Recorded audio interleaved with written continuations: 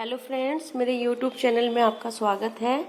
आज मैं आपके सामने संवैधानिक विकास के इतिहास के जो हमारे लास्ट पॉइंट बचे हुए थे उन टॉपिक्स को लेके आई हूँ, जिसमें से कि हम रेगुलेटिंग एक्ट 1773, 84, 1793, 1813, 1833, 1853 का एक्ट और जो ब्रिटिश क्राउन के अंतर्गत जो एक्ट आते हैं जैसे 1858, 1861, 1892, ये सारा हम कर चुके हैं।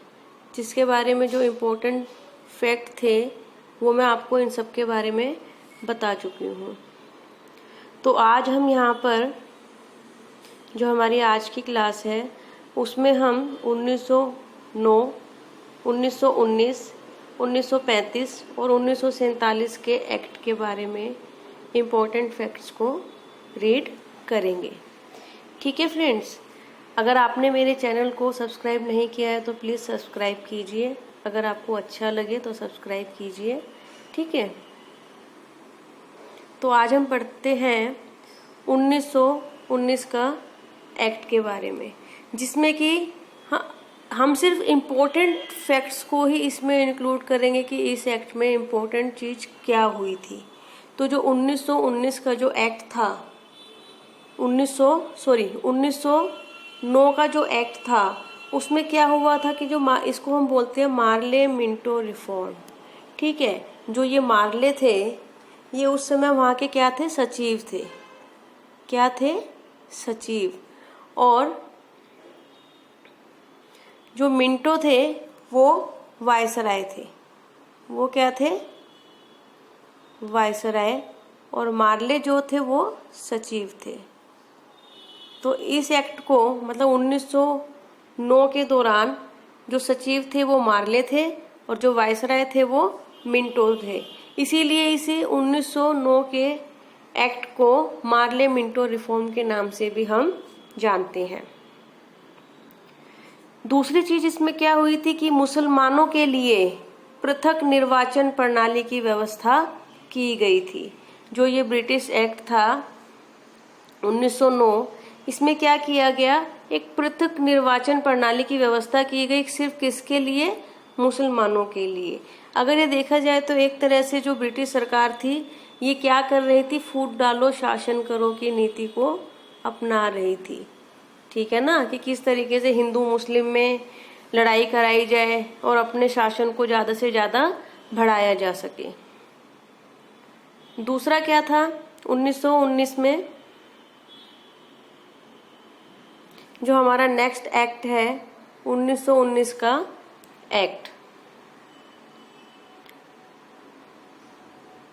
1919 का एक्ट, इसमें क्या हुआ था कि जो इसको मॉन्टेस्क्यू और चेम्सफोर्ड रिफॉर्म के नाम से भी हम जानते हैं। ठीक उसी तरह मॉन्टेस्क्यू क्या थे, उस टाइम वहाँ पे सचिव थे और जो चेम्सफोर्ड थे वहाँ के वायसराय थे। ठीक है, वो क्या थे, वायसराय थे। क्या थे, वायसराय थे। मॉन्टेस्क्यू सचिव थे और चेम्सफोर्ड वायसराय थे। और इसमें क्या काम किया गया, सबसे पहला काम किया गया कि राज्यों में द्वैध शासन स्टार्ट किया गया। ओनली सिर्फ राज्यों में क्या किया गया, द्वैध शासन की व्यवस्था की गई, दोबारा से इसको स्टार्ट किया गया। जिसमें दो विषय रखे गए। एक विषय जो था वो आरक्षित विषय थे और जो दूसरे विषय थे वो थे हस्तांतरित विषय। जब हम आरक्षित विषय की बात कर रहे हैं तो आरक्षित विषय वे थे जो अंग्रेजों के पास थे। किसके पास थे, अंग्रेजों के पास थे। आरक्षित विषय किसके पास थे, अंग्रेजों के पास थे। और जो हस्तांतरित थे वो भारतीयों को दिए गए थे। किसको दिए गए थे, भारतीयों को दिए गए थे। आरक्षित विषयों में आपके आते हैं राजस्व, न्याय, वित्त और पुलिस। इन सबसे रिलेटेड जो विषय हैं वो आरक्षित विषयों में आते हैं। और जो दूसरा है हस्तांतरित विषय, हस्तांतरित विषय जो कि भारतीयों को सौंपे गए थे, उसमें स्थानीय स्वशासन, शिक्षा, कृषि और स्वास्थ्य एटसेट्रा, ये सब हस्तांतरित विषयों में सम्मिलित होते हैं। और इसमें दूसरी चीज क्या थी कि सेंटर में, सेंटर मतलब केंद्र में द्विसदनीय व्यवस्था की स्थापना की गई। केंद्र में द्विसदनीय व्यवस्था की स्थापना कब की गई? तो ये हमारे 1919 एक्ट के द्वारा की गई थी, या मोंटेस्क्यू चैम्सफोर्ड रिफॉर्म के द्वारा यह व्यवस्था की गई थी। दूसरा, 1926 में लोक सेवा आयोग मतलब union public service commission, union public service commission की स्थापना की गई। लोक सेवा आयोग की स्थापना की गई किस रूप में? यूनियन पब्लिक सर्विस कमीशन, संघीय लोक सेवा आयोग, संघीय लोक सेवा आयोग, यह है यूपीएससी। इसको इंग्लिश में बोलते हैं यूनियन पब्लिक सर्विस कमीशन और हिंदी में बोलते हैं संघीय लोक सेवा आयोग। इसकी स्थापना की गई। ठीक है दोस्तों, अब जो हमारा दूसरा एक्ट है वो एक्ट है हमारा 1935 का एक्ट। इसमें जो जो चीजें हुई हम उसको सिर्फ मेन पॉइंट्स को ही क्लियर करेंगे। ठीक है, सबसे पहला, म्यांमार को भारत से अलग कर दिया गया। म्यांमार को भारत से अलग कब किया गया? 1935 के एक्ट के द्वारा म्यांमार को भारत से अलग किया गया। दूसरा, राज्यों में द्वैध शासन जो चल रहा था, जो 1919 में द्वैध शासन स्टार्ट किया गया था, उसको यहाँ पे क्या किया गया? समाप्त किया गया, उसे खत्म कर दिया गया। और राज्यों को क्या किया गया? स्वायत्त बना दिया गया, कि मतलब राज्यों को एक तरह से स्वायत्त बना दिया गया कि वो अपने काम करने में स्वतंत्र हो। केंद्र में द्वैध शासन स्टार्ट किया गया।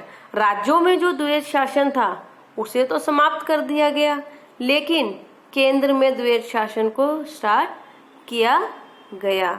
ये कब स्टार्ट किया गया? 1935 के एक्ट के द्वारा ये काम किया गया। और आरबीआई, जो हमारा RBI reserve bank of India है, RBI reserve bank of India, इसकी स्थापना की गई।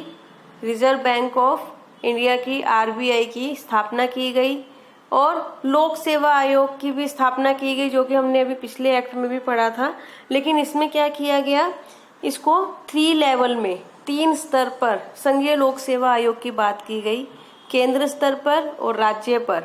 ठीक है, और तीसरा है आपका 2 या 2 से अधिक, 2 या 2 से अधिक जो स्टेट्स होते हैं वहाँ पे यूपीएससी पीसीएससी कैसा होगा, है ना, लोक सेवा आयोग का स्वरूप कैसा होगा, यहाँ पे एक बात की गई। केंद्रीय लेवल पर संघीय लोक सेवा आयोग की बात की गई, यूपीएससी की बात की गई। और राज्य स्तर पर एसपीएससी की बात की गई, राज्य लोक सेवा आयोग के गठन की बात की गई। दूसरा आता है हमारा 1935 के एक्ट में, जो तीसरे लेवल पे, जो पहले लेवल पे यूपीएससी की स्थापना, दूसरे पर एसपीएससी की स्थापना की बात की गई। और तीसरे, ये तो था हमारा सेंट्रल लेवल पर और ये था हमारा स्टेट लेवल पर। अब जहाँ 2 या 2 से अधिक राज्य होंगे वहाँ पे क्या बात की गई? वहाँ पे संयुक्त लोक सेवा आयोग की बात की गई, संयुक्त लोक सेवा आयोग। ये यहाँ पे लोक रह गया, ये बिंदु आएगी इधर, संयुक्त लोक सेवा आयोग की बात की गई। और 1937 में संघीय न्यायालय की भी स्थापना की गई। संघीय न्यायालय की स्थापना कब की गई? 1937 में। कौन से एक्ट के द्वारा की गई? 1935 एक्ट के द्वारा संघीय न्यायालय की स्थापना की गई। दोस्तों, उसके बाद हमारा आता है 1947 का एक्ट। जब हमें स्वतंत्रता मिलने लग गई थी, हमें 1947 में ही स्वतंत्रता की प्राप्ति हुई थी। तो इसका जो प्रोसेस था वो क्या रहा? 1947 में जब ये एक्ट आया, इस एक्ट में क्या किया गया कि जो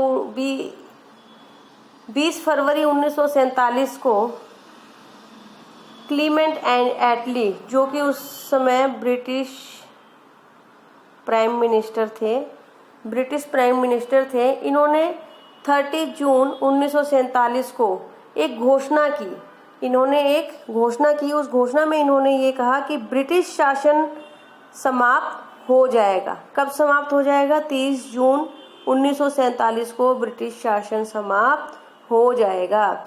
ये घोषणा 20 फरवरी 1947 को ब्रिटिश प्रधानमंत्री क्लीमेंट एटली द्वारा की गई। क्लीमेंट एटली द्वारा ये घोषणा की गई थी।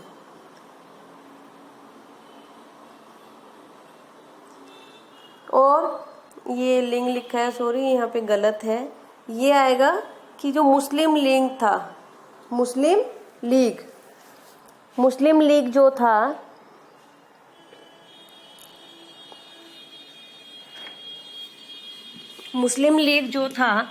उन्होंने इस घोषणा से ये खुश नहीं हुए थे, तो इन्होंने क्या किया? आंदोलन स्टार्ट किए। ठीक है, किसने? मुस्लिम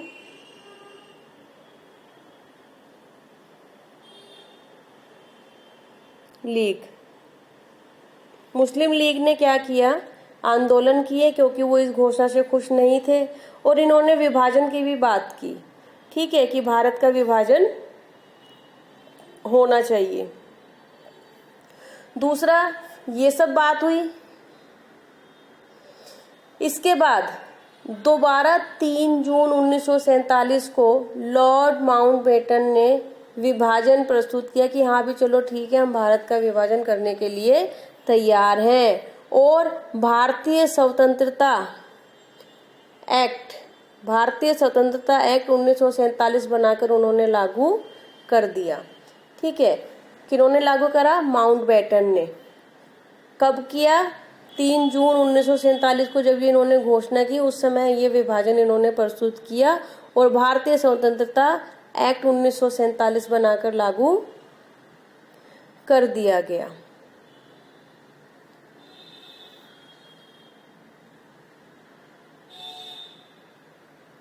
ठीक है, उसके बाद क्या हुआ कि 15 अगस्त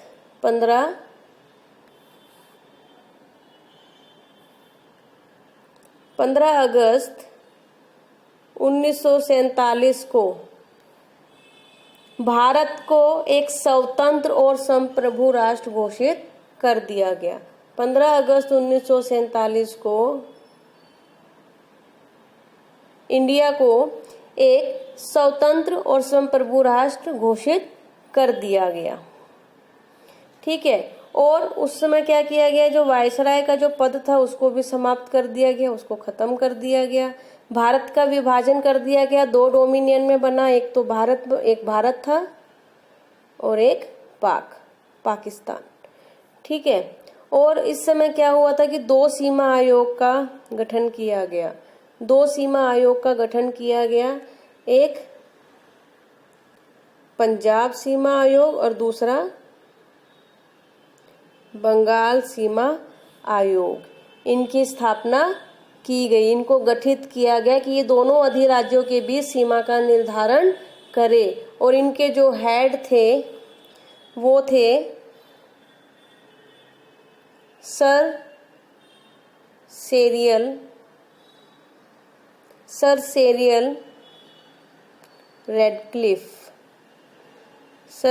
रेडक्लिफ जो थे वो इन सीमा आयोगों के हेड थे, अध्यक्ष थे। ठीक है दोस्तों, आज हमने पढ़ा 1947 के एक्ट के बारे में, 1935 के एक्ट के बारे में, ठीक है, और दूसरा 1919 के एक्ट के बारे में और 1909 के एक्ट के बारे में। तो आज हमारी इस क्लास में संवैधानिक विकास से रिलेटेड ईस्ट इंडिया कंपनी के जो एक्ट थे और जो ब्रिटिश क्राउन के अंतर्गत आने वाले एक्ट थे, उनके बारे में आज हमने अपना टॉपिक ख़त्म कर लिया है। ये आज हमारा यहाँ पे एंड हो गया है इस टॉपिक का। अगर आपको इससे रिलेटेड कोई भी डाउट हो या कुछ आप पूछना चाहते हैं तो आप मुझे कमेंट्स बॉक्स में लिख के मेरे से आप इस बारे में पूछ सकते हैं। ठीक है दोस्तों, धन्यवाद।